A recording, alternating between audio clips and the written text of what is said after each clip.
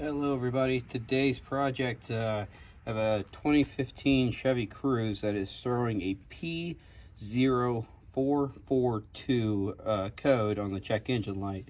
I looked it up and that's the evaporator emission control system leak. It's a small leak, and when I went to my mechanic, he wanted to charge several $100s to do a smoke test to find the leak and whatnot, and it didn't seem worth it to me. It doesn't affect the from what he said, it doesn't affect my miles per gallon or anything. It's just a real small leak that's being detected. But when I did a little bit of research, a bad gas cap can throw this code, or another one is a vapor canister Purge solenoid valve. I found it on Amazon for $22.99. It's this one here. This is the actual part, and it is located right here. So today we're going to go through and replace this part.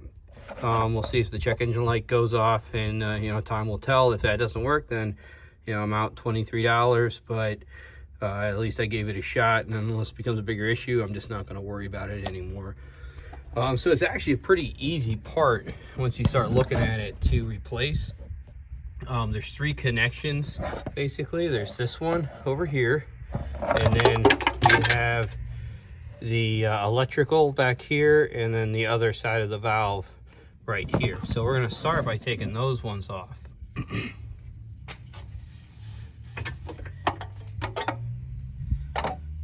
So for the electrical connection, that's the one in the rear. What I usually do is look at the part that I'm replacing first and see what I'm running into. So if we look at this part here, you can see there's a tab on this one, so you know something's clicking on this back side that is clicking on here, and so we got to make sure we get that off. And if you look at this one, there's just this plastic ring here, which means this red piece probably comes off. This probably pops right off, and we can slide the new one on. So when there's a red clip, usually that means it moves. So I'm gonna try to pull this backwards, and yeah, that clicked backwards, and there's a little lever right back here, and if I push it, pull backwards, electrical connection came right off. So that one was nice and easy. This red one I think is going to be just a smidge harder. I don't think it's going to be hard, but just a smidge harder. And reason being is it's going to be hard. I can't put my fingers back there to get to that red clip thing. So I'm going to use a little screwdriver, stick it in, kind of push it.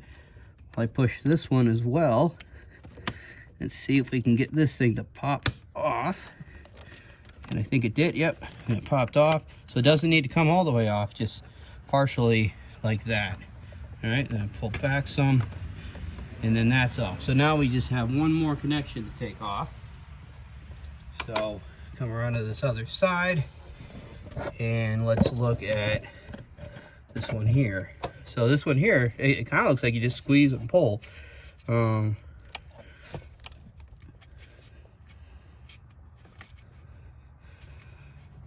Let me get some leverage. I'm gonna squeeze and pulling it didn't quite work. That is what looks like has to happen. Oh. So I can hear it clicking on there like it wants to come off, but it hasn't come off yet. So I'll look at it a little more here. See that and that. Since this is oblong, that's what makes me think I should just have to squeeze and it'll come off. So let me try it again here. It does feel like it's moving.